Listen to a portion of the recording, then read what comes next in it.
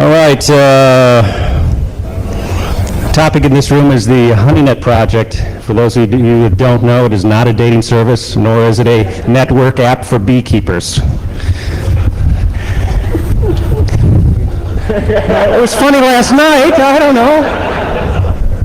Give me a break. Okay, the jokes are free. You don't have to laugh. All right, but hopefully you'll enjoy this talk. Anyway, I want to introduce Lance Spitzner and Ed Bellis and Bella and crew. I couldn't get all the names, but they're going to tell you how to know your enemy. So a warm welcome for the Honeynet project.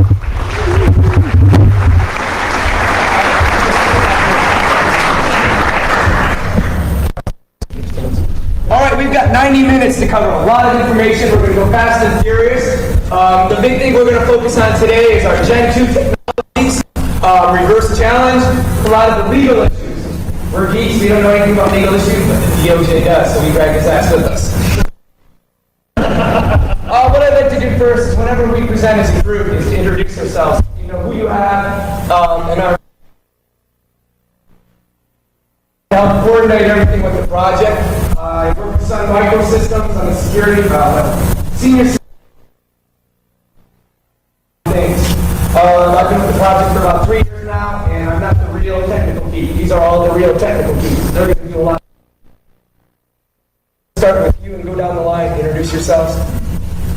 I'm Richard Salgado from the Computer Crime Section at the Department of Justice. I don't belong as part of the Honeynet group. I work for the Department of Justice, but I walk and go around with these guys quite a bit and talk to the groups they talk to, and I usually hit a few of the legal issues that arise commonly with deployment and development of honeypots. If you guys want to use the mic, you can use it. Sure. Hey, I'm Ed Scotus from Predictive Systems and Counter Hack Security. I watch tools, keep up with what's going on in that, and I've been a member of the Honeynet project since the very early days. Oh, yeah? Yeah. I'm K2. I work for Core Security. Been with the Honeynet for a while. Been doing security stuff for a few years. I do lots of little stuff with the Honeynet. Code some stuff and things like that. That's very good. Perfect. I'm Ed Bayless. I work at Indiana University at an advanced network management lab there, and basically I'm a software geek. In my prior life, I was a network engineer, so I tend to hit a lot of the network side, plus some data acquisition stuff that we've been working on that we'll talk about later. Hi, I'm Mike Schiffman. Not really a member of the Honeynet project. I just sort of wandered up here, and Lance let me sit down. But I guess I've written some code, and I spoke yesterday, so here I am. Hi, I'm Richard Labella from the South Florida Honeynet project. I guess you can tell by the shirt I'm from Miami. And we've been, the Honeynet project's been going on for almost a year now, since September 24th, 2001. Jed Hale. I've been on the project for about a year. I work on data acquisition, data control, specifically using gateway IDS technology like Hogwash and the new inline snort stuff. Hi, my name is Rob Lee. I'm one of the newest part of the alliance out here. I'm deployed a wireless Honeynet in the DC area, and I work with SAIC, who's corporate sponsorship for that Honeynet deployment. All right, what I'm going to do is kick things off, and then I'm going to hand things on as we go along to the real hardcore geeks we have all here. Go ahead, next slide. Boom. All right, what we've done is we've just gone ahead and we've introduced ourselves. If you want a copy of the presentation, you go to our website, you can download a very copy of the presentation we're about to give. Go ahead. The plan of attack, we're going to give a little bit about the Honeynet project, Honeynet's the enemy, real world hacks, and then learn more. Go back real quick. I'm going to lightly cover the Honeynet project, who we are, what we do, why, and some of our older technology. That's stuff that's been out for a while now. What we're going to do is focus on the new stuff. That's what's really happening. Go ahead. A little bit about the project. Everybody you see here is volunteers. We're all volunteer organization. My voice is, I'm going to use this. We have no funding. We have no resources. Yeah, nothing. Our business model really sucks. We have a business model? But what we do is we learn about the bad guys and we share everything we learn with the security community. Basically, we're an open source intelligence organization. What we do is we do this by deploying networks around the world to be hacked. We just deploy the stuff, the bad guys hack them, and we watch them. Go ahead. So our mission statement, we actually have a real mission statement, is to learn the tools, tactics, and motives of the black hat community and share those lessons learned. Next slide. I really have three goals. One, awareness. The vast majority of the community out there is not aware that they're a target. They don't realize that their XP system sitting at home, their Linux box at home, the small business is a target. Anybody here, they're already aware. That's why you're here. So that really doesn't apply to you. But we want to prove to the large percentage of the community that anybody's a target. For the folks that are aware, such as yourselves, we want to provide information about the bad guys, how they do what they do and why. And then finally, there's a small group of people out there that want to do their own research, and we share with everybody how we find our information about the bad guys, so you can do the same thing too if you want. Go ahead. A little history about ourselves. We actually began informally in April of '99. It wasn't like, oh, hey, let's form this project, let's do all these wonderful things, let's do this and that. It was a small mail list, and we grew over time. We didn't even call ourselves the Honeynet Project until June of 2000. We're currently in phase 2 of a phase 3 project. What are the 3 phases? Phase 1 was from '99 to 2001. It was what we used, these first generation technologies. We were basically catching the script kiddies, the automated tools, the worms and stuff like that. Phase 2, what we're in now, we're deploying more advanced technologies. We're incorporating a lot of other organizations, going after more advanced guys. And then about 2003, 2004, we'll hit phase 3, where we actually start deploying appliances. People can go ahead and all stuff is automated, ready to go for you. Go ahead. Some of the unique values of the project. First of all, we're totally open source. Not only do we share everything we do, but almost all of our tools are open source. We capture everything that's happened in the wild, so there's no theory. It's not like when we say we think the bad guys are doing this, we think the bad guys are doing that. It's, hey, here we saw this, here we saw that. It's happening in the wild. It's happening to you.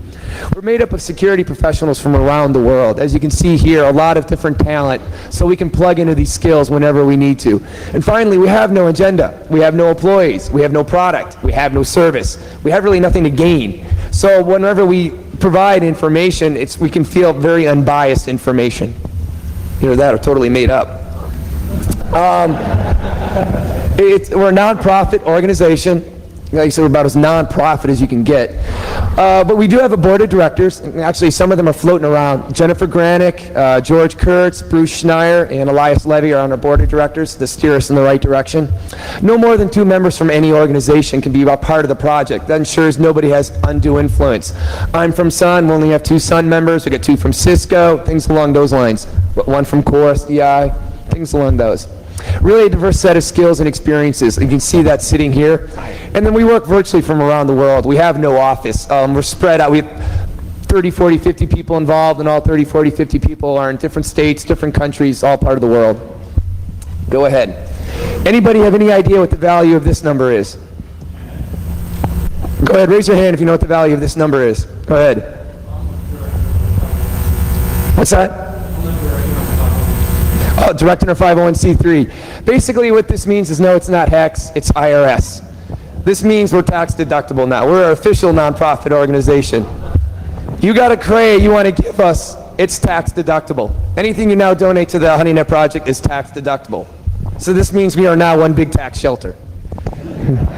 But seriously, around, we got points of contacts. You got any hardware you want to dump on us, we're more than happy to take it, and you make money by doing it.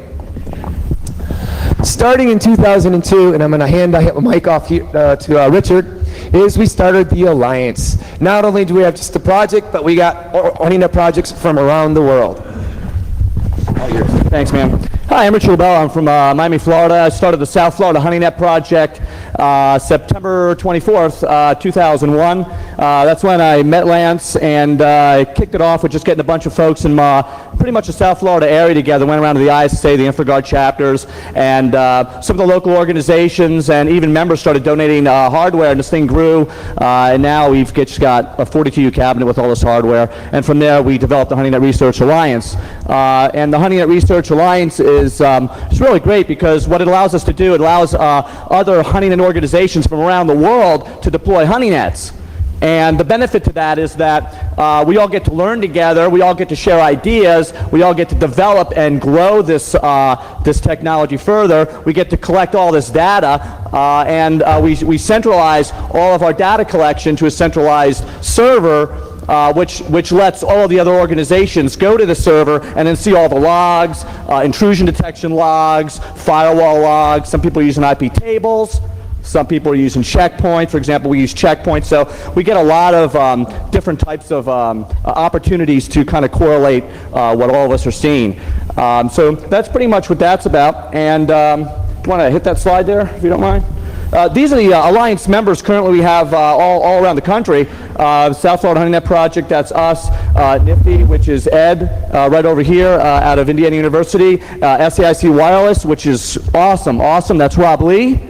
Washington, D.C., Net Forensics, Honeynet, Palladium out of India, Internet Systematics, AT&T Mexico, and we have Honeynet Brazil and Azusa, which is... Where's Bill? Hey, Bill. And so those are our organizations, and we're kind of growing that out. We go, I guess, to 15, right? Yeah. So you have Honeynets all around the world. Yep, okay. So we got Honeynets all around the world. We'll just keep growing. Hit that slide, please. Thanks. Okay, more about Honeynets. I'll turn it back over to Lance. All right, yeah. So basically what we're saying is it's just not the Honeynet project. You have organizations around the world deploying these Honeynets, and we're all sharing the information. Any organization is welcome to join. Just go to our website and there's more information about that. Now we're going to go into actually this technology that we are using to capture the information about the bad guys. Like I said, we're moving fast and furious because what we want to do is focus on the new stuff that we've never presented before, first time today. First of all, what is a honeypot? A honeypot is a security resource designed to be attacked. Its value is being probed, attacked, or compromised. A honeynet is really nothing more than one type of honeypot. There's many types of honeypots. How a honeypot conceptually works is it has no production value. So anything going to it or anything going from it is a probe, attack, or compromise. You know the bad guys are on there. Makes reducing false positives, catching those false negatives much, much easier. If you're interested in learning more about honeypots, there's a website actually dedicated to just honeypots at tracking-hackers.com. Go ahead. Now, the advantages and disadvantages of this technology is it really reduces false negatives and false positives because you're only capturing the bad guy activity. You're collecting little data, but data of high value. You really have minimal resources. A honeypot can be a Spark 5, 486, and conceptually it's very simple. You just put it out there and anybody going to it, it's a bad guy. Major disadvantages. One, very limited field of view. If they're not attacking the honeypot, you don't see them. So if they attack another system and they don't attack your honeypot, you just missed it. So it helps complement your network environment. It doesn't replace anything. The other thing is risk. Honeypots have lots of risk. The honeypot can be used to attack other people. That's what we mean by risk. Mr. Salgado will be getting into that in a little bit. So what is a honeynet? It is what we call a high interaction honeypot. The high interaction in that we don't emulate everything. We provide real operating systems for the bad guys to bust into. It's an architecture. It's not a product. All right, it's not something you install and boom, it's up and running, going along. And then what you do is you create this architecture, this fishbowl environment. You put your systems in there and you let the bad guys hack it. You want Oracle on Solaris, put Oracle on Solaris. You want Apache on Linux, put it in there. You want IIS on XP, put it on in there. Then once compromised, we collect and learn all the tools, tactics, and motives of the bad guys. We sit back and watch. It's a big data collection system, but you have to hack it for us to collect anything. Go ahead. How it works, this network architecture, it's a highly controlled network where every packet entering, and as you're seeing, we'll see here in a moment, every packet leaving is monitored, captured, and analyzed. Any traffic entering or leaving the Honeynet is suspect by nature because no bad guys should be going in or no bad guys should be going out. Makes data collection and analysis much easier. And all the technologies we're about to talk about now in reference to Honeynets, you can also go to the website on the URL below. All the source codes there, all the config files, all the details. Go ahead. Now, a Honeynet can be deployed many, many, many different ways. As Richard was pointing out here, organizations are using Firewall 1, IP tables, some people are using Cisco routers. So really what it is when we describe these Honeynets, we're not going to tell you what technologies to use, we're going to tell you what requirements you have to fulfill, and you use the technologies you feel most comfortable with, or we do ourselves. There's really two critical elements called data control and data capture. Data collection only applies if you have multiple deployed Honeynets, like we do, because you have to collect the data from all the different Honeynets. What we're going to focus on today is data control and data capture. Go ahead. Actually, let's go back real quick. Sorry about that. Go back there we go, thanks. Data control. What data control means is when the bad guys come in and bust into your Honeynet, you got to make sure that they can't use that Honeynet to harm other people. So we have to control what they can do outbound. You can't block everything outbound because they'll bust into your Honeynet, they can't go out, they figure out they're on a Honeynet and they blow it away. We've seen it, it's happened to us. Also, you got to let them go out and do some things, else you'll never learn. Never see IRC, download toolkits, shoot out emails, things along those lines. So the trick with data control is controlling what they do without them knowing they're being controlled.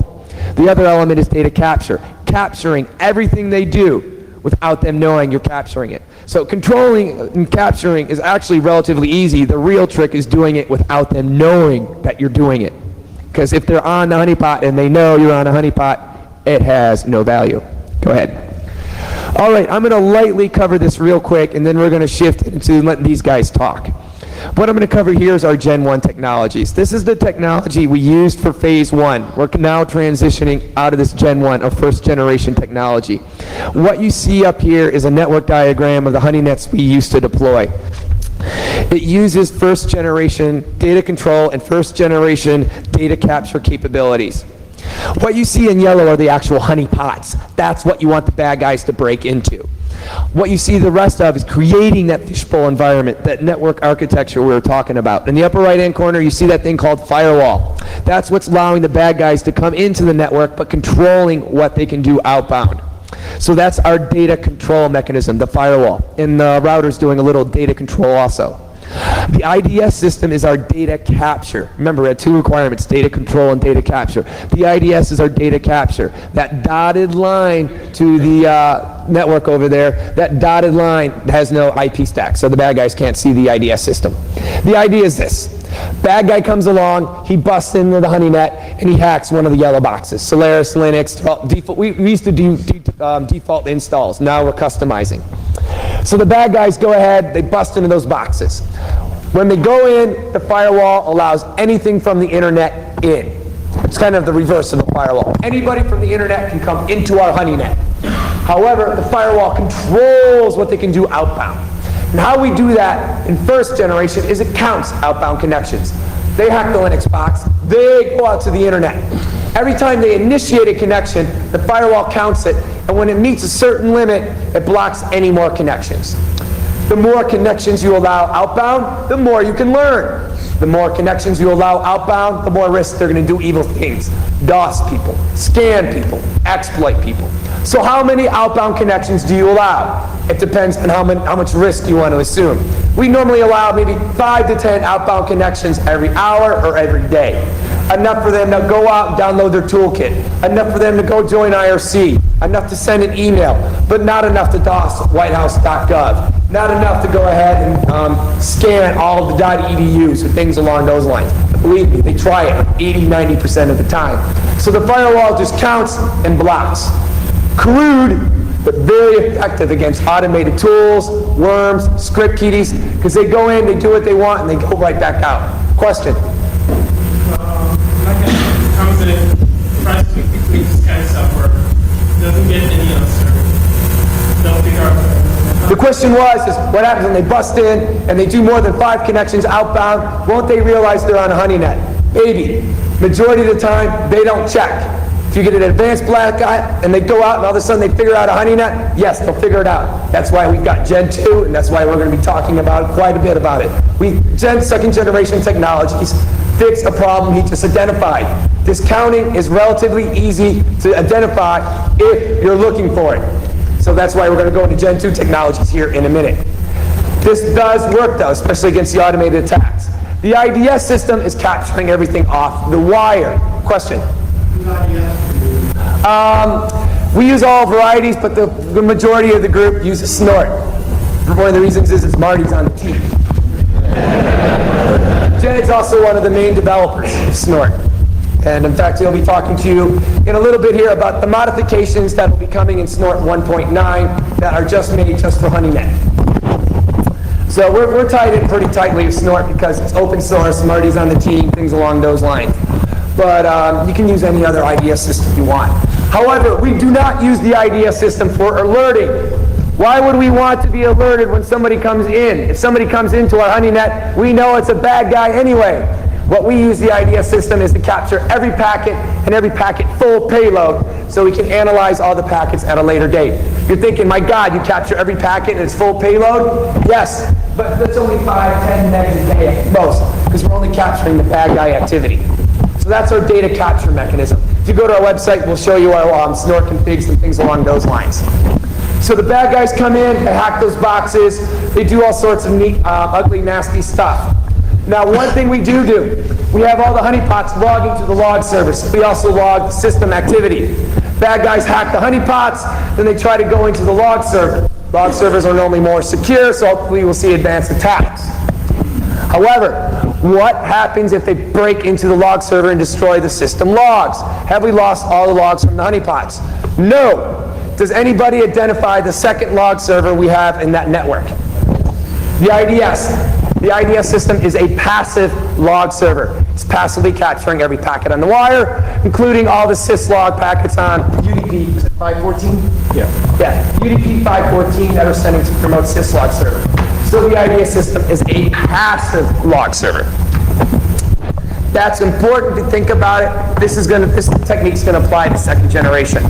So first generation, relatively crude, but relatively effective against more basic threats. Automated tools, worms, script kiddies, people who don't look for this kind of technology. So what happens, they bust in, we capture the rootkits, we capture their tools, we capture their IRC chats, their emails. However, you have identified one major flaw. It's relatively easy to identify. The second major flaw, data capture. The bad guys use encryption nowadays. All of them do, even the critties. You don't have encryption installed on your computer, not a problem, they will install it for you. You see that repeatedly? You guys see it all the time. Yeah. They don't even use the SSH if it's already installed, they'll install their own. Yeah, because it's Trojan.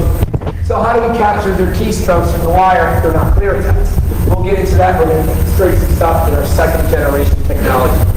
Rather fast, rather furious. I don't want to go on Gen 1 anymore because Gen 2 is real exciting. You want to learn more about Gen 1? Buy our damn book. We're not for profit, by the way. But buy the book. But I really want to get into Gen 2 because this is the first time that we presented this stuff. Next slide. Okay. This just shows you how we do data capture, data control with the Gen 1 stuff, rather crude. The firewall, look at rule number 4 highlighted in white. It's saying anybody from the Honeynet tries to go to anything but your admin network, the production network, track with user defined, fire up an alert, and track what the bad guy's doing. We've done the same thing with IP tables too. But this just kind of demonstrates how the Gen 1 stuff goes. Go ahead. All right, Gen 2. I'm just going to give a quick outline, and then I'm going to let the hardcore geeks talk about how their code works, and then we're going to demonstrate it. The idea behind a Gen 2 is easier to deploy. You're going to see because we have data control and data capture combined on the same system. Also, it's going to be much harder to detect because we don't do the simplistic counting of outbound connections. We have more advanced methods for controlling the bad guys. Go ahead. Next slide. All right, let me just give you an overview. What you have here is, first of all, you see the second gen Honeynet. You see the Honeynet sensor. It's a single system. It does both the data control and data capture. Much easier to deploy because everything's on one system. This is where in the future we can actually come up with a appliance or a bootable CD-ROM. 2, it's a layer 2 device. It's not layer 3. No TTL decrement, no IP routing, no IP stack, no MAC address. The bad guy will never see the firewall because it's invisible. It's layer 2. It's a bridging device. So every packet the bad guy sends to our Honeynet or leaves a Honeynet goes to our layer 2 bridging device without the bad guy knowing, giving us the ability to control and capture his activity without him ever knowing. Also, you can actually deploy this in a production network. The network you see in that diagram is a full Class C network. It's only the bridge that segments the honeypots from the rest of your production network. So your Honeynets can be deployed more closely in the rest of the environment. A Gen 1 technology, what would happen is the bad guys would hack the systems, and then they go out, they would count 5, 10 connections, and then pop any more connections. We now have the ability, though, to go one step beyond that. Instead of blocking connections, we have the ability to block based on signature or modify the attack. Jed, why don't you go ahead and talk about what you've done and how that works? Start off with an overview of the value, and then talk about how you do what you do. Okay. Is this microphone working? Okay, great. I'm Jed Hale again. I've been working for about the last 2 years on gateway intrusion detection technologies. Our first attempt at it was done with Jason Larson, and that's hogwash, which a lot of you have heard about. Some of you may have been at my talk last night. The basic idea behind a gateway intrusion detection system is you have full in-depth packet analysis. You can analyze the header, you can analyze all the flags, you can analyze the payload of the packet. You can do all the things you do normally with a intrusion detection system, but the same device also behaves as a gateway. So what that means is it controls which packets go back and forth onto your network by making more of an IDS-style decision. Hogwash did this by basically implementing the Snort intrusion detection engine. And Hogwash was a bunch of code we wrote that wrapped up Snort and gave it the ability to do bridging, etc. It was a good first attempt. It works really quite well. A lot of people are using it. We're moving forward with the project, and one of the big frustrations we had with the Hogwash technology was I was stuck trying to backport stuff from the Snort project all the time back into Hogwash to try and keep up with what Snort was doing. It was a tremendous maintenance nightmare for the developers. So what I have done, and I've kind of officially announced it at this conference, is I've taken all the core gateway IDS functionality that you had with Snort, worked with the rest of the Snort development team, and we've merged all the gateway functionality into Snort. So if in the Snort 1.9 CVS tree, we have inline Snort. I don't know if the merge has been committed yet, but I've got the diffs and they're ready to be committed.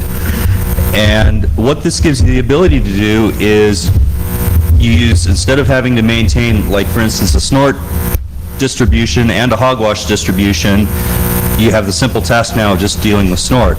We extended Snort to be able to have keywords like drop, so if the rule happens to match, you're getting a drop.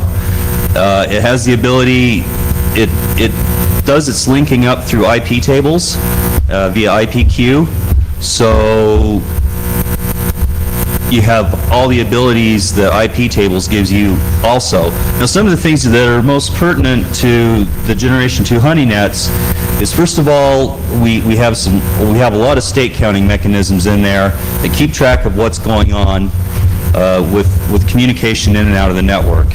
And so we can do state counting, and we can detect the attempts to just do bold, outright denial of service attacks.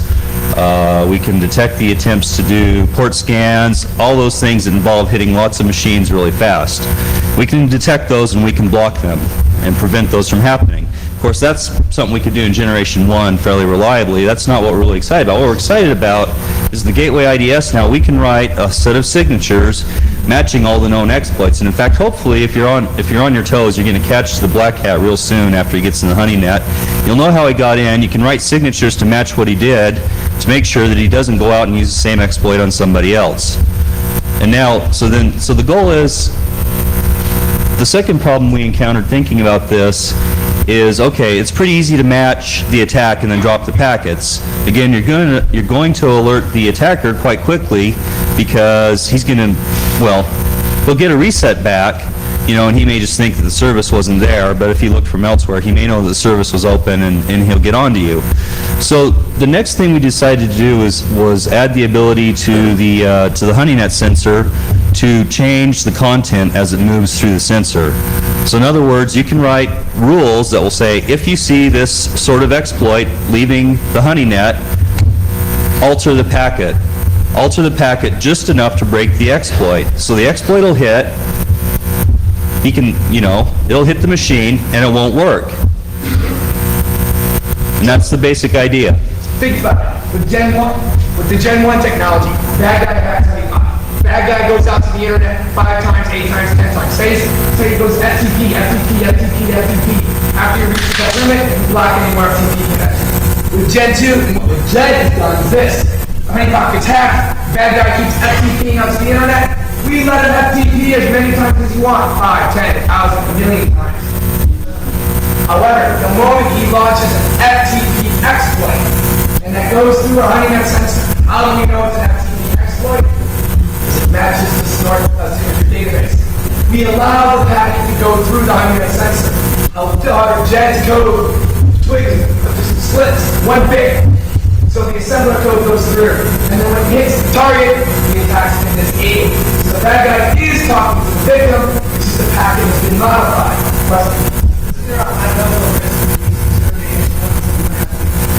What if they use zero-day exploits on our Honeynet and we don't have a signature for it? We, the Honeynet project, say yes, and be very excited. Why?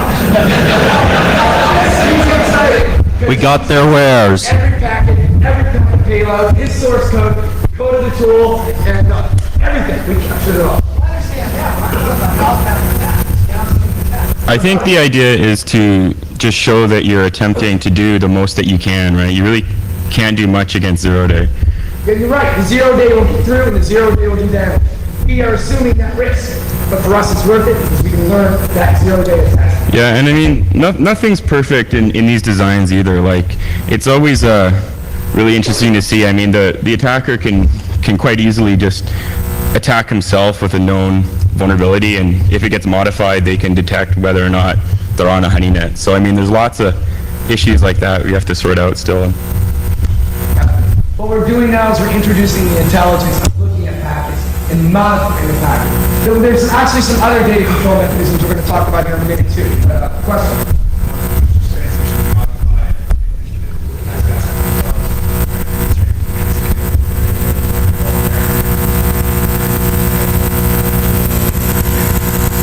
Don't forget, in this virtual land, we control everything. Hell, we can go ahead and redirect them to another Honeynet. Go ahead, hack it all you want. They think they're hacking some different. Why do we have to lock them on the internet? We can just go ahead and use DNet, destination net on IP tables, and that packet gets routed to actually another Honeynet. They think they're hacking whitehouse.gov, but they're hacking, our Honeynet whitehouse.gov. There's actually other concepts. Ed, didn't you write the paper on throttling? Rate limiting, yes. Go ahead and talk about rate limiting real quick. Basically, one of the things that I wanted to include in my Honeynet was, and share with everybody else, was the ability for things such as DDoS and other large flows that would be considered, obtrusive and bad to have flying out of your Honeynet on the outbound. I want to do rate limiting. And so what I've done is using basically either FreeBSD's capabilities or Linux's large capabilities, do basically traffic shaping to do per host rate limiting. And so what can happen is you get full functionality from somebody intruding into the host. They can FTP all their stuff, but what you can do is you can limit them down to, let's say, 64 kilobits per second full duplex, or any combination there that you would like, and 14 to 4, whatever you want. Yeah, and the end result is, if all else fails, so if for instance there were a bug in Snort or in whatever it is you're using, yeah, because bugs don't happen, right? I've never seen Snort crash. What'll happen is it provides a bit of a fail-safe in that you can mitigate some of the bad things that can potentially happen by just basically rate limiting. And that way, if all else fails, you still constrain the pipe for each honeypot. And the interesting by doing it per host is, if an intruder is logged into multiple machines, let's say on the Honeynet, it's harder to detect because each honeypot is provided its own amount of capacity. So it's subtle, and it works really well. Actually, I've had an incident where it was tested, where there were some things that crashed, and that was one of the saving graces. So it worked out really well. Yeah, one other thing I'd like to add to that is, with the new configuration using the inline Snort stuff, it does fail close. In other words, if Snort dies, the Honeynet shuts down, which I think is a great thing. If they've come with some way to crash Snort, thinking, okay, yay, now we'll evade any IDS, that's great. But they also just, shut their access off so they can't do anything else while you're blind. One of the things we like to do too is we're covering different types of Gen 2 data control. Which one is best? We actually don't use one. Use all types. of data control to protect against failures. It all comes down to how much risk are you willing to assume. We as a project are willing to assume more risk than probably most people here because we want to see the updates. We want to learn about the updates. If you want to come and sue us, we have $1,500 in our bank account. I'm filing suit. Their corporate account at Microsoft's a little bigger, so they're not going to assume quite as much risk as we're willing to assume. So we provide different ways to data control. The more data control you apply, the more risk you reduce. So that's it's up to you to come to that balance. The Department of Justice has its own section here in the slides. How does that make you feel? I can feel it. But actually, Jet, why don't you go to the next one? It shows what we're talking about. This is your place option. Oh, excellent, okay. Well, we see here is a basic snort rule. I didn't know you had this slide. We're looking for what looks like some DNS traffic going out. And basically, you see a content line there. That's the content match against the Black Hat's exploit. And you'll notice that you can match whatever. You can match against binary content or whatever. If it's in the payload, you're going to be able to match it. And you can see here in yellow, in the replace string, we've made a couple changes. We've changed to sled. We zeroed out some of the bytes. And also, they changed the path to shell. Now, another interesting thing you could potentially do is you could use DNAT. So when you saw an alert like this trigger, you could DNAT him and redirect him elsewhere, and perhaps even alter the path to point at some other executable. So there's a lot of fun things you could do with this sort of stuff. Perhaps you'd want to point him at some executable that would fire up something like Honeynet or something like that then could actually try and gather a little more data from the guy before he figures out what's going on. So there's a lot of different options here for data control. We're just doing some of them. But what we're most excited about is to have the ability to modify the packets. So yes, the packets don't have to do all sorts of stuff. But we're not just counting packets, we're looking at signature bases. Yes, we're not working this okay. For us, we're willing to assume that risk. Now the question is about you. Next slide. Let's go back. Okay. The other thing, we don't have a slide out there because it's really so new. We just got the code working last night, yesterday. Oh, yeah. We're in the virtual Honeynet. We're going to data control now, not data capture. Oh, we're doing data capture. Okay, I'm sorry. Other big thing that we were talking about, can we go back to the network slide? Is data capture. How do you capture everything the bad guy does? How does the bad guy know? Especially when it's all encrypted. Well, what we do is we insert kernel lines in all of the blocks now. We capture everything in kernel space. You do SSH it, you'll capture all your keystrokes. You SCP it, you'll capture everything you upload. HTTPS, SSL tunnel, it doesn't matter because we capture it in all kernel space. He's going to explain how to do all that stuff in a minute. I really don't understand kernel code. That's where we got Ed. Well. K2, some of the other guys here. However, with the honeypot, capturing that information is not the element. Capturing keystrokes in kernel space is not new. However, we can't walk into the honeypot because the bad guy will see it. I'm on a honeypot. Change it, blow it away, leave. So the key element now is how do you capture that information? Offload it from the honeypot without him knowing. And you gotta do it relatively easy. There's just a serial cable on the honeypot without it from the serial cable. Alright, you've got 30 honeypots. 30 serial cables, all going to the central system. Yeah, serial cables work, but it's a pain in the ass. So, what Ed's going to talk about here today, what we're going to demo to you, this is very relatively new and exciting stuff, where we capture everything in kernel space. You see the honeypot? What he does is he takes all that information and just dumps it into the net. And what it does is emulates or spoofs net files, spoofs DNS, spoofs NTP. So the evil actor will see these packets on the wire, but he won't know they're coming from his honeypot. The source IP address is the NTP server. The source MAC address is the NTP server. And it's an NTP packet. Or it's coming from that, that Windows XP box down on the network.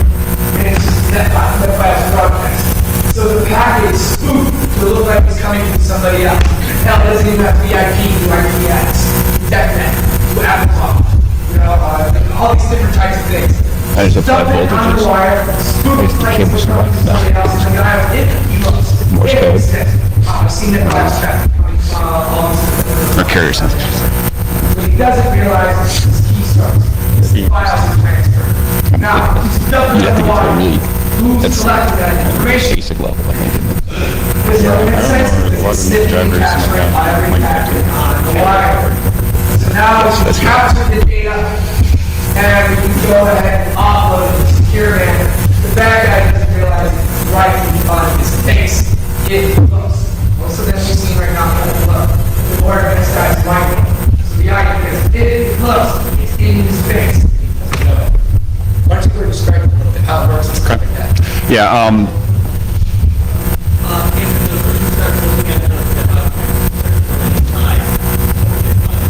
What would they find? Right now, if you look at it, we can show you, they'll find blowfishers and blowfish tubefishes. it's encrypted, and it looks like random stuff. I'll have him answer all the questions. Yeah, okay. Yeah, I'll try to get into that in a second. Basically, the motivation, like Lance was saying, was, so once, a little while back, I'm firing up this new Gen 2 Honeynet that I just got together, and like a kid on Christmas Day, I'm all excited. And so I fired up, and I'm not getting a whole lot of activity, and then one day over the weekend, bam, I get something. And of course, to my dismay, which is predictable now, I guess, is, somebody broke in and immediately installed their own version of SSH. I was kind of bummed because, I got a bunch of the FTP'd, but I didn't get all their, all their keystrokes and stuff. I was sad. So I figured, well, I had to do something about this. And so at the same time that I started looking at this, some other members of the project were throwing around some code that was basically going to solve this problem. And then so I immediately said, hey, that looks like something I want to help develop. And essentially what we have is we have a rootkit that we've modified, and essentially the modifications allow us to gather all system read and write data that we want, and we can configure to what we're looking for. That gets stored somewhere, and then we have a application that is sort of we've decoupled these to make it modular, so we can switch out the application we use to export the data. But we have another application that takes that data that the rootkit logs and then puts it somewhere where we can get it. And essentially what we do right now is this thing spews it onto the network in an encrypted form, and it's able to forge, the source, destination, MAC, IP addresses, ports, all that. There's a variety of ways we can configure this and tune this so we can make it, if we would like, we can make it mimic, NetBIOS or whatever. We can also do things like just completely randomize the IP addresses it's using and MACs and keep them in pairs so we don't have any weird pair matching things going on. And then just basically just try what our goal with this initial version is to reduce the amount of suspicion that this traffic load down to a point where people aren't so motivated to just stare at the network traffic the whole time thinking they're on a honeypot. Because the thing about it is as long as things are subtle, the chance of somebody is that paranoid, well, who knows, we'll see, but this is just the first version. The other thing that the export application does when it puts stuff on the wire is it introduces a certain amount of variability into how often it looks at the data and how often it exports it. And it also sends out null traffic. So basically, we send out decoys when there's no activity on the system. That way, independent of whether or not the person is, typing at the keyboard, typing on the TTY or SCPing files or whatever, there's still activity on the network, and so hopefully there's level of suspicion is reduced some. The end result is there's also a third sort of system that was required, or I should say tool, and that is something to take this data off the network. And so that's also been developed, mostly by a guy named Michael Clark, who's one of our colleagues. And that is a really handy thing, because obviously it collects all the data and then puts in a log file. And so we can run n number of honeypots on a network, and what happens is this will collect all the data from all these honeypots, decrypt it, and then store it in a log file for each honeypot. And then we also have some parse scripts, and then you can take that and then process it the way we want.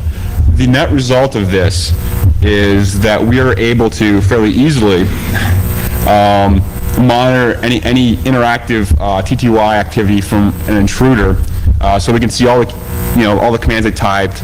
all the output if we wish. The other very, very interesting thing that I had a lot of fun doing was modifying it so that we were able to actually pull down files that are SCP'd. And any other type of SSH activity. And depending on the direction, depending on where the SSH or SCP session is initiated, if the hacker is on a honeypot and SCPs a file to that honeypot, let's say they immediately break in with an exploit, SCP a file from their home machine back onto the local machine, we now have that file, and we also have their password. And that all gets that immediately then gets dumped basically on the network where we can then use it in our analysis efforts. What is that? Question over here. Well, answer the question. Oh, I'm sorry. Do we? Yeah. Oh, yeah, shoot.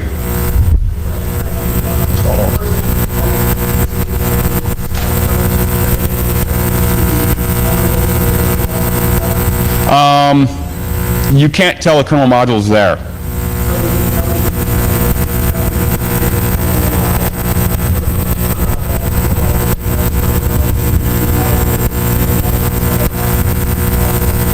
Yeah, we use a rootkit.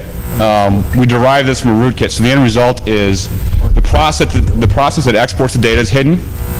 The module we installed initially to provide the rootkit functionality is also hidden. We have discovered, and I should also cover this with the rootkit itself is of course OS specific. So everything else is somewhat platform independent though. We'll be porting to Solaris. But so the upshot is there are ways of determining that something suspicious is going on. There are some weaknesses inherent in the rootkit, but our goal was basically to sort of flip the coin on the people that use the rootkits and take advantage. Why rewrite something? We basically just took it off the shelf rootkit essentially and tailored it to our needs. I'm fairly impressed with how subtle it is, and it's not terribly easy to find it. But if you're skilled.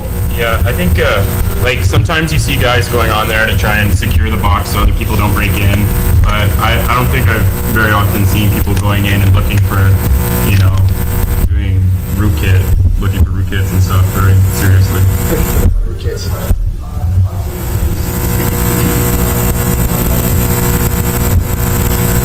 Yeah.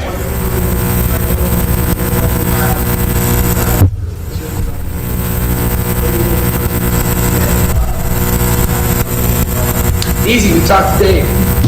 You want to talk real quick, Dave? Yeah, work in progress. We're working with some of the folks at XP on that. Didn't even put you on the spot. Okay.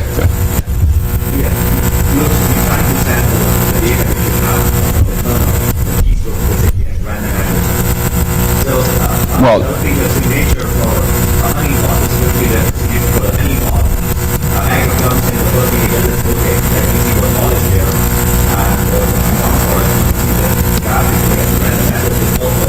No. So you're assuming that he's asking, well, what happens if you see random addresses? That's one of the options. But if it looks like an NTP traffic coming from the NTP server, CDP coming from the router, IPX coming from the Novell server, right now, all that, good luck. Yeah, well, one of the things that what I should have said to speak more precisely is when I say random, what I meant was plausible IP addresses from within the network range that is on. We can tell it, use this range. Pull plausible IPs from this range. Let's just go in depth. That might help somebody. Yeah, we can do that. You've got that fired up then? Okay. There was a slide we can show you, something called virtual Honeynet. This is for VMware, TSX. You have a Linux host operating system with another Linux operating system, XP operating system. So if you remember that diagram, go ahead and flip your slide to the diagram. Those yellow systems, the yellow honeypots, well, the window right here, this one right here, where you see here, that's a Linux honeypot. This is a Linux honeypot right there. It's the guy in yellow. We also have a XP box, Windows XP honeypot. And what these honeypots are doing are they're sitting behind that Honeynet sensor, my Linux laptop. So what's going to happen now is Ed is going to SSH into the Linux honeypot, the SCP file, and what we're going to do is the Honeynet sensor is going to passively capture the keystrokes of the file. What you see in this slide here, right here, is right now the capturing packets being sent by the honeypot. Even when there's no one on the honeypot, it's sending packets. So the packets, it's not like I see some packet comes out, there's always a packet going out in 3 seconds, already sent. Even when the guy's not doing anything, you're sending coming traffic, but it's not a packet after your keystroke, they're sending in first, however you send it out to emulate. NTPs, NTP, DNS, CDP, IPX, whatever the kind of traffic's looking like. Yeah. Why don't you go into SSH into the system? So what you're going to see now is it's going to SSH into the system. That's not what I see. But you're going to all of a sudden see the sniffer is going to be seeing the going in. So he's SSH into the honeypot right now. Yeah, I'm going to run a command that'll hopefully generate a lot of data. What's that? I'm going to run something that should cause that to... Okay. Okay. Yeah. No, notice he's on. He's not on. Okay, there it goes, right there. Now it's going ahead, and you're seeing packets in the wire. Our sniffer's capturing that activity. Go ahead and SCP a file up. Okay. You're going to go ahead and SCP file to a honeypot. Meanwhile, from the network, we're going ahead and sniffing it. And if I go ahead and fire on snort minus v dash I and then 1. Okay. The file's copied. Oh, good. Just do it again. Okay. Boom, there you see it all going and stuff like that. And look what you're seeing is port 139 traffic, because we got it looking like NetBIOS. So what he's done now is he's gone ahead and he transferred that information, and we passively picked it off the wire. What we're going to do right now is to show you, whoops, that's good, thank you, is how that information would look. So when they're right there, you look in the 192.168, I'm going to highlight that in white right there, that's the log file. That's the log file. Then Ed's created something called SP dump. SP dump, yeah. And now C is 192, whoops, 192.168, that 1. Boom, we got all those keystrokes right there. And then what we can do here, from the test, if you want the actual, any files you have to what is it, S? S for any SCP files out of the log. S. Boom. All right, it just extracted the GIF file. So he uploaded the GIF file. It says we need to render the GIF file. We're going to be demoing this at our booth all over today too. So if you have any questions about specifics, come in, you can see it. Yeah. You got one we got one question here.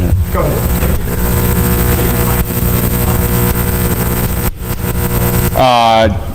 We could do it for every, but you get a lot of volume. So it's, and as we go along, I've still haven't got it nailed down to all we want yet, but it's an evolutionary process. So, but yeah, we do a subset right now. All right, what we're going to do now is shift gears and keep moving. If you're interested more in the details of the Gen 2 data control, on the data capture, come on to our booth. We'll be more than happy to demo. Ed can show you all sorts of fun stuff. But we've got some other stuff we want to go ahead and know also. Like I said, we are running some virtual Honeynet. We are on UNL, which is Linux. So I actually have an entire Honeynet on my laptop. And then also, real quick, why don't you talk about your wireless Honeynet? DC. I don't think there's any slides. In the past month, I've deployed in its infancy, a wireless Honeynet in the DC area, consisting of about 5 access points, covering about, I would say about 5 city blocks, locally the DC area. We have very similar technology doing the data capture and data control. 2 things about what we're looking for on the network is that with wireless, in general, we're not going to be seeing any like new exploits attacking like a Red Hat 62 box. That's not what we're looking for. We're looking at how people are currently exploiting wireless Honeynets in general. How many are out there doing it? Is this a widespread problem as you might think? Well, for anyone who's currently connected to the network in here, you should already be quite concerned about how your packets are being sniffed right now, is because I've seen some people in here sniffing POP email passwords out just by sitting in here while you're in here. So that's one of the things we're looking at. We're looking at gathering statistics about how often someone is just driving by and accidentally either picks up your access points and attaches to your network, or is it malicious? Is this accidental? Once they attach to their network, are they looking for free internet? Are they looking for other machines on your network? Are they starting to push the envelope?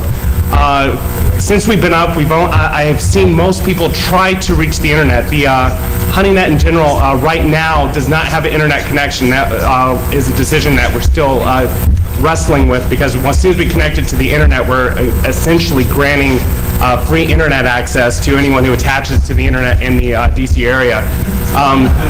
So there's some concerns about that, obviously, with the data control side. You know, if someone attaches to the network and they just go straight out and starts pounding on someone, how do we throttle that down? So I'm looking into some of the no-cat auth capture portal technology to help us out there. There's a lot of guys around there, a lot smarter on the wireless stuff. Mike Schiffman had an excellent talk the other day about wireless that I sat in on. So I'm starting incorporating some of these technologies into the Honeynet in general. Some of the things I have been finding, I've noticed that there's about 2 or 3 DHCP addresses handed out per day on the network.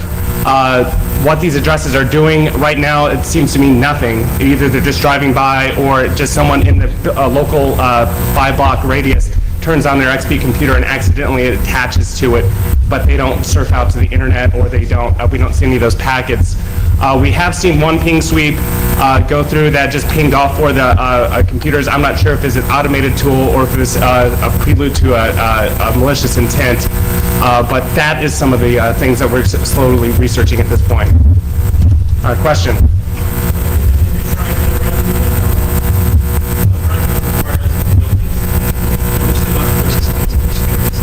I'm sorry, I don't understand your question. Oh, yes, I have turning off the DHCP server on and off. I have seen a lot of just random packets because it's a 192.168 network. You see a lot of the internal networks with that. We have picked up packets, maybe not directly intended for the network that we're sitting on. But as soon as I turn DHCP back on, I notice that there's more statistics that are generated for that specifically. And one of the things I am looking at is if it's malicious or non-malicious intent, if it's just a casual user versus someone out there looking for free internet. Nova Wireless is probably out there looking right now, because Security Focus just did an article on it, and I've been on RFMON, which is a Nova Wireless net, and they've been started talking about going out and hunting this little Honeynet down, trying to find it so they could get free internet access.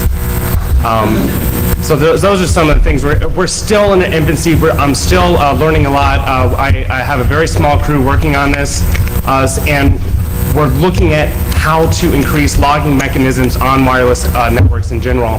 To do that, it is very difficult to log anything on a wireless network. Just by default, anyone could anonymously attach to the network and do whatever they want. If you sit outside of Starbucks or Apple Store, you know what I'm talking about, or even in here, except unless you're being sniffed and you're not using encryption. So I'm going to go ahead and press on this. If you have any other questions, I'll be out at the booth outside as well. Just come up and hunt me down and fire away. Like I said, this is going to be fast and furious. Now, is all this legal? I don't know, ask him. I'm Richard Salgado from the Department of Justice Computer Crime Section. One of the things I do for the section is pay attention to honeypots and take a look at the legal angle at it. And then the other thing I do, of course, is try to convict Brian Martin in conferences. This is my contact information. Really, I'm only allowed to be giving legal advice to government entities out there. So if you are involved in government work, or you are a individual who works for one of the agencies, you feel free to contact me, and I'll be able to give you a little more specific advice. The point I want to make today about the legal side of honeypots is really simple. Consult legal counsel before you put something up. And that's it, and I could sit down, but I'll probably elaborate a little bit on that. It is untested. We haven't seen prosecutions, we haven't seen civil suits involving honeypots. But there's sort of a general feeling, I think, among you folks and among Honeynet and some other folks who've been out there playing with the idea of honeypots, that there may be something different here with regard to honeypots than regular production servers. There's just things seem like this is slightly different, and maybe the legal rules regarding honeypots are a little bit different as well. And I'm going to talk about the possibility that that is the case and some of the areas that we see as being potentially implicated by honeypots that might not otherwise present such a problem. The three main things I'm going to talk about: one, the Federal Wiretap Act, which is a statute that prohibits, it can make it a felony to intercept electronic communications while they're transiting through the network. The second I'm going to talk about is some potential civil liability issues that may be heightened when you're talking about a honeypot as opposed to a regular production server. The third thing I'm going to talk about is something known as entrapment.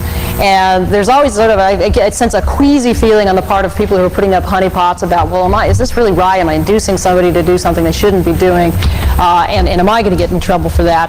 And hopefully I'll be able to shed some light on that. But these really are things I'm going to talk about to highlight for you to be able to go to your counsel and say, these are some things I'm worried about, and you get your advice from them, because I am most certainly not your attorney, nor am I these guys' attorney.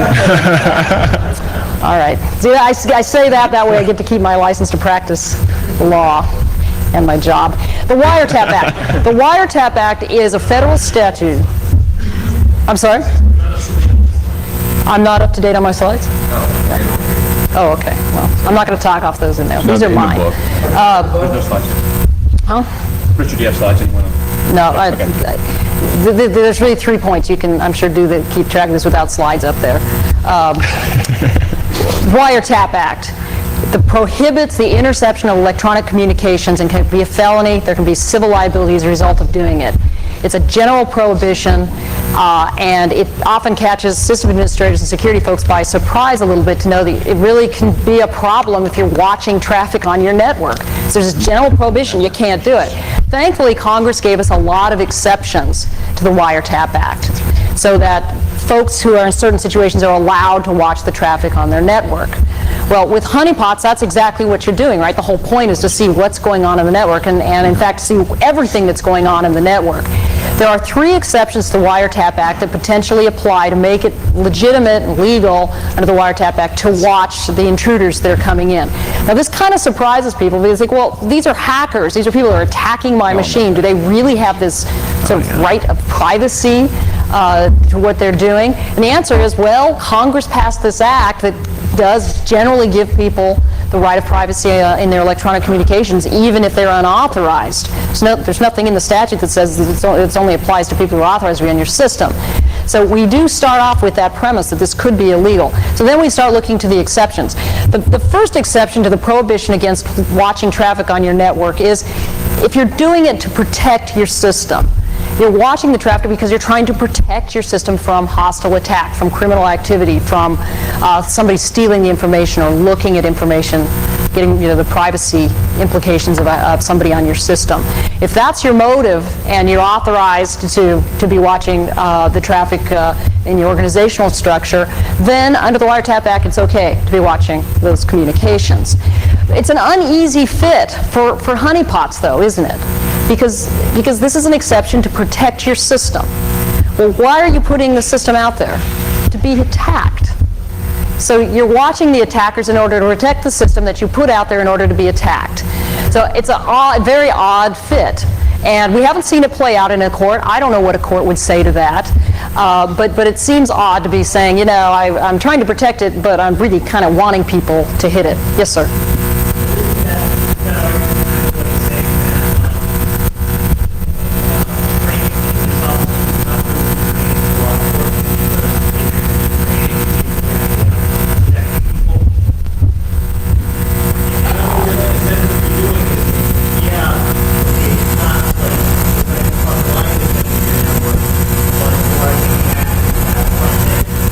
Right, that would be the argument. The question here is, well, and I'm going to rephrase it and tell me if I got it wrong, but we are trying to protect our system in a more of a macro way. I've got this honeypot out here so I can learn of zero-day, I can learn of these vulnerabilities that I may actually have on a production server, and by learning those things I can tighten up my production server, and therefore by watching these communications I am in fact trying to protect my production server over here. That is an argument you might be able to make. And I think the argument gets stronger the closer your honeypot actually gets to your production server. So if your honeypot is actually picking up certain siphoned off type of suspicious traffic that otherwise we would be headed to your production server, you have a better argument to say, well, it actually is there next to my production server trying to protect it, therefore I'm properly employing this exception to the Wiretap Act. If it's just out there all by itself and you don't see a production server near it, it's a little weaker argument, but maybe it flies. You're saying, well, I'm just generally trying to increase my knowledge of security, which is going to protect my production servers 10 years from now. I don't know if a court's going to buy that, but there's some squishiness here. I think that's true. Yeah.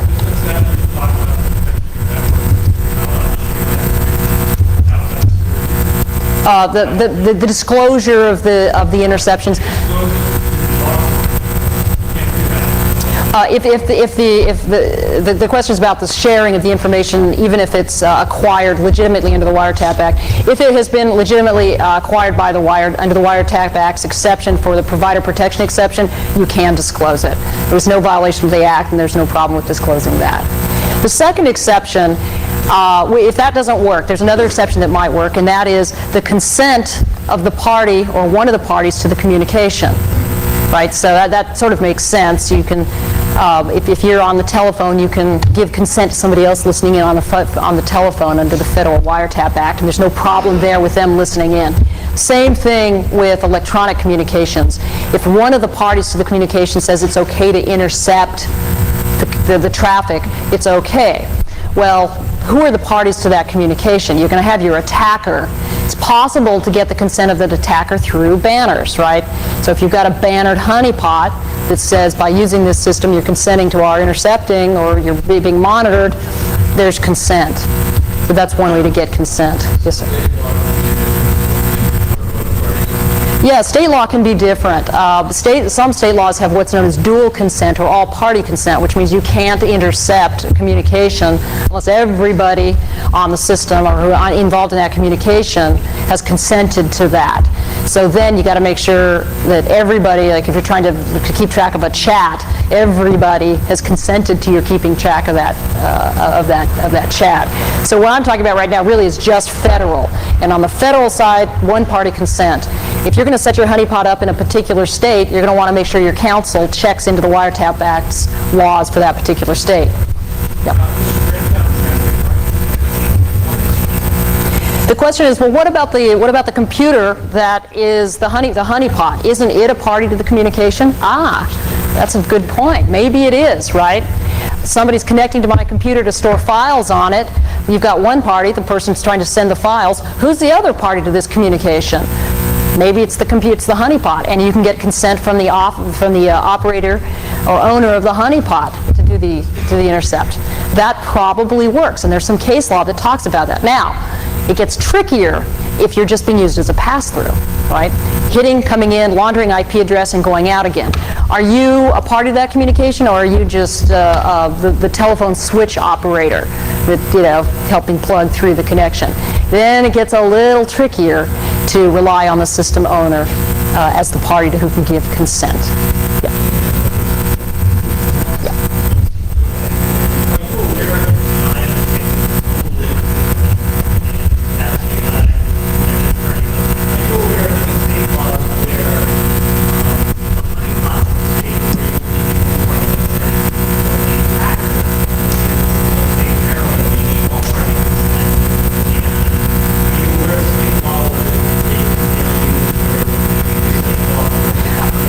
The question is, if the attacker's in a state law where the law is different than where the honeypot is, am I aware of a case where the state authorities have tried to assert jurisdiction and say that even though you intercepted it in a different state, our laws applied and you violated our laws? I do not know of such an action.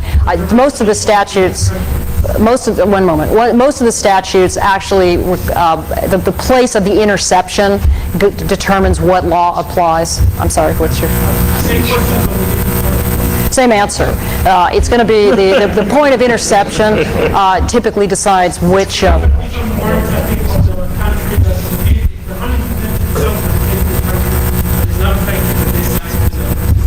Yeah, but we don't, in the United States, we can't, for example, enforce our Wiretap Act for an interception that's happening in Canada.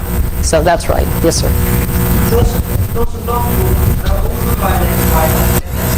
Say it again? A log file that's keeping track of communications in general would be an interception of communications, arguably, and thus you're going to need an exception to the Wiretap Act to do so. Usually system protection exception or consent would be the system administrator's basis for doing that. I'm running a little short on time here. I'm going to hang, yeah, I guess I'll hang out at their booth as bad as that is for my reputation. The third exception that applies at times is what's known as the computer trespasser exception. This is an exception that applies, typically where this really applies is where somebody has intruded into your system and they're not authorized to be there. And in some situations, the system administrator where this happens, this is sort of outside the honeypot context, doesn't have the means to do the monitoring and would say, government, will you please come in and monitor this intruder? Government can come in and monitor that intruder. And there's no violation of the Wiretap Act so long as the person coming in is unauthorized. This can apply, we think, to honeypots, where everybody coming in would be unauthorized, and thus if you had government doing the monitoring, or if it was a government honeypot, there would be an exception to the Wiretap Act. All right, the third topic I wanted to talk about was civil liability. Think about what happens when you put this machine up and the possibility that it's used as a platform to attack other machines. A plaintiff's lawyer for a downstream victim of your honeypot, so somebody who's gotten into your honeypot and attacked, may want to argue in a civil court, look, this guy put this honeypot up here knowing it was going to get broken into, hoping it was going to get broken into, intending it was going to get broken into, and then it was, no big surprise, and used to attack me. They should be held liable for having that happen. So it may be that there's a heightened level of potential for civil liability in the honeypot context than there isn't in a production server context. I don't know if that's true or not. I can just see this play out. Okay. That he had a vulnerable machine too, so it's sort of. All right. One of the other problems is, what if your site is used to store contraband? You suddenly start finding a Where site pop up. You find stolen credit cards. You find child pornography. Bad situation. It takes a lot of time to monitor what's really going on your box. And you take that a step further. What if you start finding, okay, now your honeypot's being used to distribute these items? So you got to be careful to watch what is happening. And not just because you might get in legal trouble for that, you might, but also because it just, as a matter of public relations, especially if your honeypot's associated with an enterprise, that's an awful price to have to pay as well. My final point I wanted to hit briefly was this concept of entrapment. Because people, I'd say, well, are honeypots right because you're entrapping people into hacking? Let me just tell you, entrapment really is a very, very narrow legal doctrine that applies in criminal cases as a defense for defendants. What defendants will argue at times is, I would not have committed the crime had government not induced me to do so, right? I was not going to commit the crime unless government caused me to commit the crime. It's a pretty narrow defense, and it's only one that you assert in a criminal proceeding to get off of the charges. So for private entities who are running their own honeypots, entrapment really, in that sense, doesn't make any sense. A private entity can induce somebody to commit a crime without it being entrapment for a later prosecution. Now, for a government honeypot, it's conceivable that there would be an entrapment issue, although it's such a difficult defense to prove, especially in the context of hacking, that we haven't seen anything close to that. You give slides, we'll put them on Honeynet slide. Okay, yeah, we can supplement the Honeynet slide with the slides I've got here that didn't make it into the presentation. Yes, sir.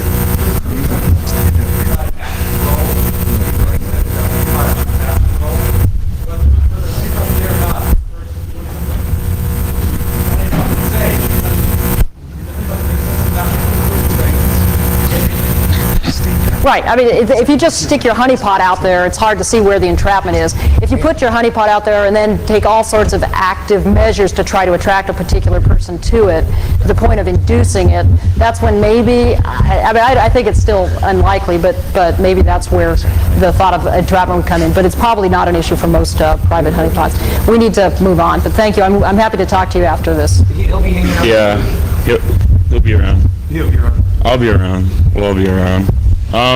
We did this reversers challenge. Essentially, I'm going to go through here pretty quick. I got a bunch of things. We've got the binary that we released. It was found on a Honeynet. It's a remote backdoor. It uses network encoding. It's not cryptographically secure. What it essentially is, the DDoS agent does a lot of stuff like that and a backdoor. It was statically linked. That proved to be a moderate, inconvenience for reverse engineering the functionality of this thing, but yeah, really. Challenge background. It was judged by a panel. David Dietrich, Job DeHaas, myself, Halvar, Hera, and Niles Provost. Niels. We essentially got this binary, put it out on the net, invited security professionals or whomever under the sun to analyze it, attempt to understand the functionality and everything else like that. These are the questions we put forward. Essentially, what is this thing? What does it do? Why is it functioning in various manners? Can you identify, any special components within it? Just essentially to gain an understanding of the tools, methods, techniques, which ways got you the best sort of mileage in terms of reverse engineering, and I'll talk to you a little bit about that. Here's some of the network traffic that we also sent out. As you can see here, it's some data. You can pretty much guess it's encoded. This is encoded data that was sent here. Some people even wrote like snort decoders or post processors which would decode all of this on the fly and then match it to signatures. But as you know, it's pretty clear that it's not cryptographically secure. You can see there's obviously some nulls here that generated this obvious pattern. And that's another thing about Honeynets. We've got this data and it's very easy to analyze, and people can actually look at it. By and large, we've got just a few packets every now and then in comparison to lots of traffic. Here's the decode via that snort plugin or post processor, what have you. Here again, the lessons learned. We wanted to understand the thought process. What was the most economical way of doing things. What possible misdirections are found when you're analyzing binaries, things like that. I calculated these up. I essentially took the most senior challenger, if there were multiple people in the group who challenged, and summed up the total time it took them to do things and their experience. A lot of man hours were spent. Someone was telling me that this is, they figured they could just do this as a denial of service on the security community, like put out just funny things. Lots of people spinning their cycles, So the most successful challengers used static and active analysis. If you do a static analysis, via not running the binary and just looking at the bytes, you're going to have a fairly good idea of what's going on, highly detailed and whatnot. It's a lot more time consuming though, and you can augment that with an active analysis to sort of pinpoint critical sections of the binary and then kind of work inside out. A lot of people kind of were static and then went to active and they never went back. I kind of, for speed, for time's sake, they only had a month to do this. But, I think both of these techniques should be used fairly in conjunction. There's a lot of tools. I know people like to hear about tools and websites and URLs and stuff. Michael Zielinski's got this webpage for Finris for other, and it's got a huge list of reverse engineering tools and stuff. Standard console utilities were used quite a bit. I'll just burn through here. Active analysis, UML, some people tried to use that. It's deadly easy to escape a UML though. I wouldn't recommend using a UML for anything. other than just testing configs and, when you're not dealing in a hostile environment, essentially.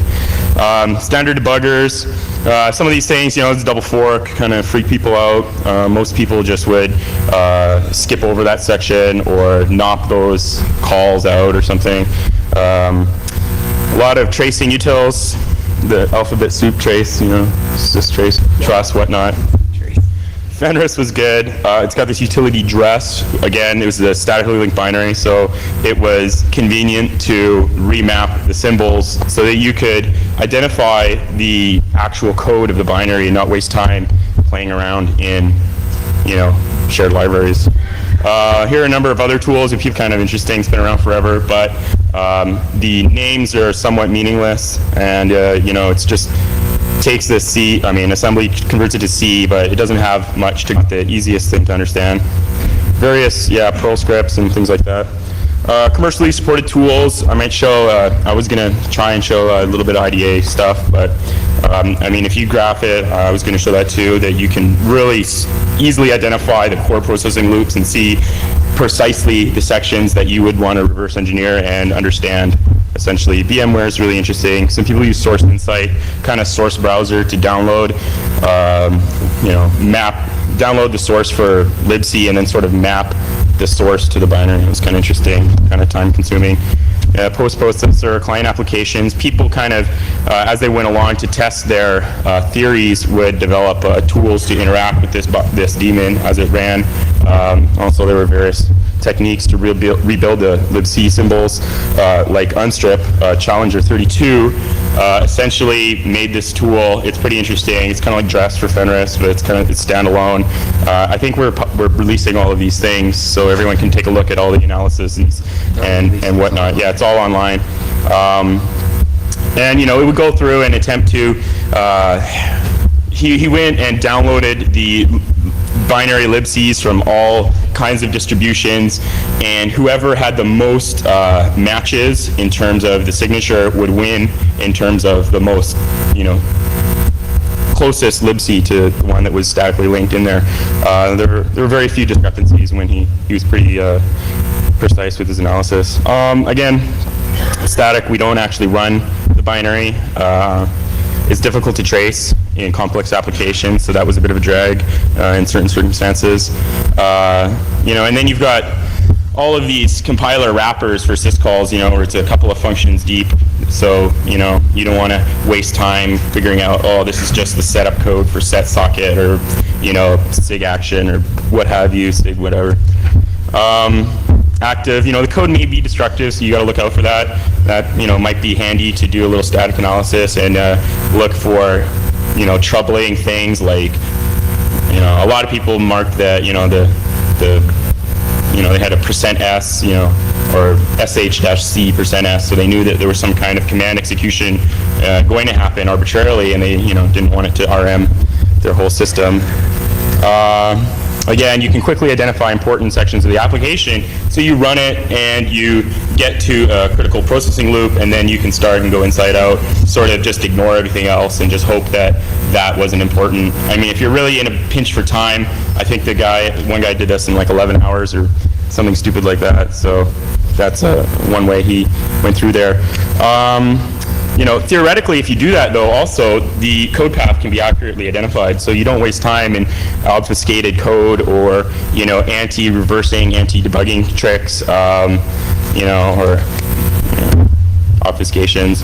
Not many people did a pure static. That really isn't the best way to go about things, I don't think. You spend a lot of time. You got to be real pro, really, to go through that.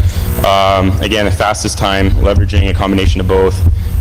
Many people reconstructed the C binary. Now that really, as you go along, helps you solidify your assumptions, and it was really interesting to see some people reproduced the C code so precisely that it was better than the original. It was really interesting. They have to go back there and reread this, and there were actually bugs. It was interesting. There were bugs that were in the binary and bugs that were in the C code that were generated, but some people actually didn't spot the bugs. So you've got to kind of go back and analyze everything that you've got, every little bit of information more and more. eliminate static code. I mean, that wasn't really a big deal. And the network decoder was extremely poorly written. One thing that kind of helped out was that there was a decode and an encode function in there, and they were inverse of each other. And I think the encode, or was it the decode? One or the other was coded a lot more simplistic, and that sort of gave people hints at what was really going on. The encoder was just going all over the place, and it was tough to identify exactly what it was doing. Yeah, strings analysis, that will get you strings. That might not help all the time. Fingerprint analysis, fingerprinting is good, but again, obfuscations might thwart that. Algorithm identification, from being able to identify magic numbers, random number generators. If you can see like DES, like encryption blocks in there, then that might tell you what's going on with that. Syscall identification, that's pretty easy, although it's trivial to thwart. In essence here, we're going to jump over this fake move here and trick out a lot of the U-brew tools. You can even fool IDA. We can get around. This isn't exactly set SID. That's actually, what was that? Syscall 2. That move 42 never actually executes, but IDA thinks it does. So you've got to look out for tools. And, if this was a really advanced guy, he would have defeated a number of analyses that were